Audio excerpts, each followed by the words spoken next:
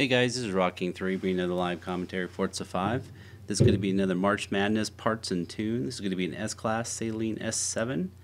And actually I'm just going to put it out here against the ZR1 that I put up yesterday. So let's see what the differences are. They actually feel very, very similar. The Saleen is supposed to have a little bit better acceleration, but it looks like that Corvette is running away from it.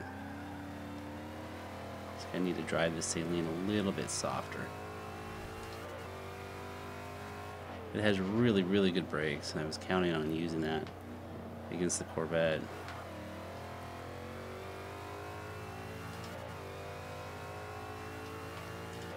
I have a feeling these are going to be really, really even cars if I can get a good lap out of it. Boy, that Corvette is fast, though. Been really wanting to build one of these Saleens for a while, and to be honest, I really spent a lot of time on this car. It was not that easy. It's still not like a perfect car, not like an easy car that you can throw around, but it's a lot like the Corvette. If you can do throttle control, actually I'm running it right now without any assists, so I made sure that I tuned it well enough to make it so you didn't have to drive with any assists on. But it is still a handful. I mean, you have to have really good throttle control, good patience with it.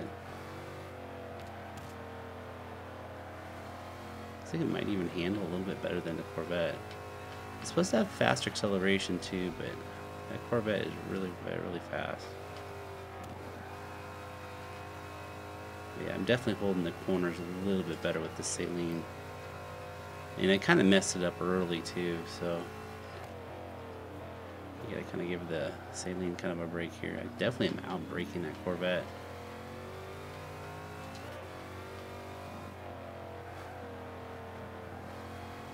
Let's see what we can do here. Definitely holding the corners a little bit better. Oh, and I messed it up. Let's see if we can get out of acceleration here. That Corvette is really fast. Gonna beat it. Considering how bad that started out, I'm pretty happy. Let's go ahead and end that. Looks like I just beat it by 1/10 of a second. So it's really, really close. But I love that car. Look at that car. That is so cool. I probably spent more time on this car than I have probably any other car, that at least from one build. I've done other cars several times, so I probably put more hours in a few other ones. But this one probably took me a good hour.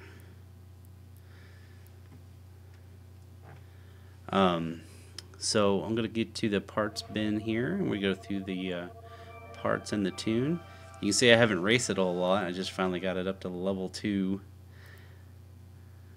I did a lot of test driving with it, but I never actually took it out on the track. You can see we're up to 661, and that car had a lot more in it. I messed up probably the first 2 turns really, really bad. We should have been able to keep up with the Corvette. I locked up the tires. Actually, I may want to consider lessening the brake pressure a little bit, but let's go to the parts bin and see what the tune is. Maybe we'll play with it from there, make an adjustment on the fly. Alright, so let's go over here to any kind of engine swap. No engine swap. Stock drivetrain, and we have the positive displacement supercharger, so we went all the way over there with that. I always forget to give you guys the numbers. Let me give you the numbers here. We got 9.2 on acceleration, 6.2 on the handling, 653 horsepower, 655 pounds of torque, 2600 is pretty light, 41% front. We definitely need to look at that. I have the stock intake, I have the stock fuel system, I have the stock ignition, I have the stock exhaust, and we have the stock cams and valves. Stock valves there, stock engine block, stock pistons and compression, seeing a theme here. We have the race positive displacement supercharger, gave us 39 horsepower for 26 PI. That's a good trade. I think I actually used this to get down one number here, but I have the street intercooler. It's unusual, but I think I had to do it for a weight reason. And I got the stock oil in that. And we have the stock flywheel.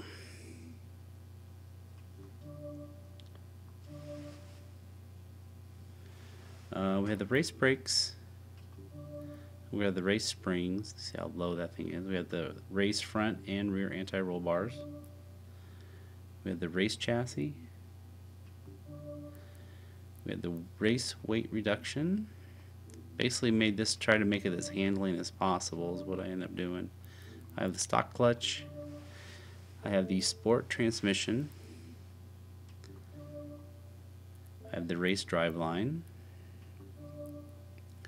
I have the race differential. It's pretty normal. And I believe I have the race tires. So I have the race compound tires. And looks like you couldn't change anything else there. Let me see if I have this. Let's go here first. Okay, I do have the full front rim size upgrade. Let's find these tires. Oh, there we go. I have the lightest ones. These are the ones I go to when I need the lightest. The Advan RG2.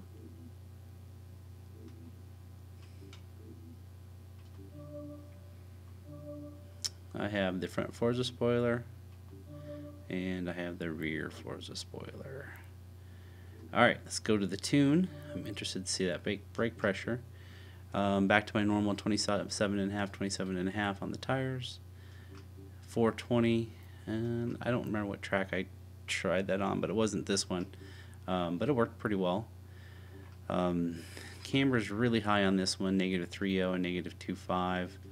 0.0 on the toe and 7.0 on the front caster. And this is the opposite of the Corvette. So I have 1 on the anti-roll bar in the front and 40 in the rear. And kind of did the opposite again. I don't quite have it quite as extreme. I started in the middle and kind of worked my way away from each other. I ended up at 723.6 in the front and 532.4 in the back. And I have the right height to 6'1 and 6'6. So on those springs, if you start at this and you feel like you could still make a further adjustment, I would still take the front higher and take the rear lower. So work away from each other on that one. This is kind of what I was talking about in the last video. 9.5 in the front, 10.2 in the back. With the balance of the car being opposite, these numbers are opposite. Usually it's the other way around. The top one's higher. Bump stiffness, same thing. We got these in reverse. We have 5.9 and 6.7. We have full aero. This was pretty interesting. The front was only 59 and the rear was 200. That's kind of imbalanced. Usually it's half of it, but that's all right. Yep, we definitely have the brake balance. We still have some opportunity there. We have 51% and 140. I'm going to even that out at 50%. If that makes it worse and you lock up the brakes too much, start moving that as well. I'm assuming you're going to move it into the down here area. But I'm going to go to 50 for right now. This is really unusual. I really fought with this quite a bit. But I have the acceleration in the front at 11%, and I have the deceleration at 91%. When I ran this at 0, it seemed like the back end slid out a little bit more during deceleration. And when I upped the number, it seemed to keep it gripped up a little bit more. I'm not sure why that works. I'll have to think about that one a little bit more. But that is definitely a way different number than I usually use. So again, that is the car. That is the tune. Those are the parts. Enjoy that Saleen S7. I know I'm just enjoying it. I love driving it. It's in the S class. So that is car number 2 of 5, and you'll see car number 3 tomorrow. Thanks a lot for listening, guys. Catch you later.